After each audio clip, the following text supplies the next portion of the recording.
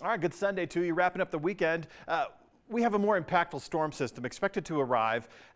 We'll start to see the first implications of it later tonight after the midnight hour, but certainly throughout the day on Monday and Monday night, even lending itself into Tuesday morning. So this is our storm. Yeah, we saw a little bit of snow Friday. We saw a little bit of snow Saturday, no accumulations. But as we gear up for this is coming at us without the aid of a high pressure system driving it in from the north. This is swinging in from the southwest. So that was one of the reasons why we had those breezy conditions today. That's one of the reasons why we had those mild temperatures, the warmest day of the forecast period. Though, if you think about another week into the future, we will be right back into these more mild temperatures. We're supposed to be 40 this time of the year. We will get a cold front out of this, so that passes through by Tuesday, and that'll return us briefly to some colder temperatures, but we will recover by the end of next week. There you go, late next week or late this week, however you refer to it as. That's where we get the temperature improvements. Now, before I forget, I will talk a little bit about that comet because, well, just give me a moment. These are the numbers today. This is about where we should be for this time of the year. We're not setting records. This is not actually warm at all. This just feels a little bit mild, so you could have gotten away with what the kids do these days when they go to school in their t-shirts and their shorts. You could have gotten away with it this afternoon with a t-shirt doing your chores outside. We will go a little bit colder tomorrow and Tuesday as a result of this system that started early this morning in the northern mountain zones, continued building this afternoon through the mountain zones, and as we gear it into tonight, we start to see this low pressure system. This is actually lingering from this weekend storm system. You look with me to the west coast, just outside of San Francisco, Los Angeles. There's our low pressure system. Just made landfall this evening. It's going to start charging its way towards us, driving that southwest flow. And of course, that's going to create our snow potential for early tomorrow morning. This is what it looks like. Again, with the Highway 40 corridor, they have been piling on the snow. I'm not talking about the 2 to 3 feet at Steamboat, at Rocky Mountain, at Cameron or Buffalo Pass, Rabbit Ears. I'm not talking about 2 to 3 feet in those mountain higher elevations. I'm talking about 2 feet around the Craig and Meeker and Hayden and Rangeley. So we're back at it again. We're starting relatively early Monday morning.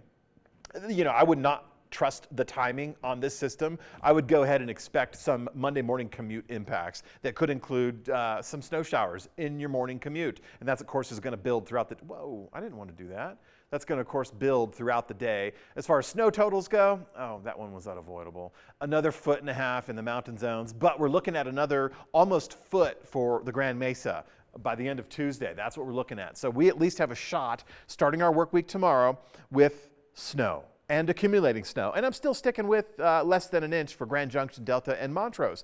And that means we've had, even though mild conditions today, we still will have cold air tomorrow. And that cold air and the cold surface should be supportive for snow showers and a little bit of accumulation. Though I think if you were twisting my elbow, I'd say accumulation in the grass, and we're dealing with wet sidewalks and streets. However, you look at it, cold front eventually passes through, so we're still going to feel a little bit of wind tomorrow, nothing like today. Cold front passes through. By Tuesday, we're left with colder temperatures. Now, here's where it gets cool. No pun intended, because we have that comet, that 50,000 year orbit comet. Last time we saw it was during the Neanderthal period. I did say Neanderthal. Last time this came through was 50,000 years ago.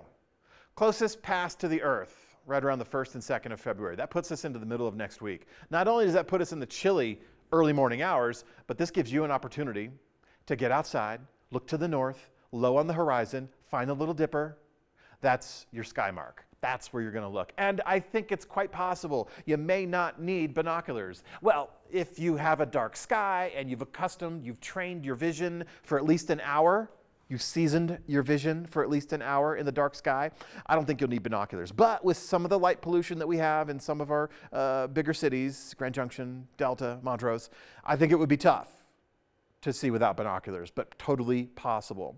So this represents at least the best shot, 1 in 50,000, to see that comet. I know we've been practicing, and its closest orbit, I think it's like 64 million miles away from us as its closest approach.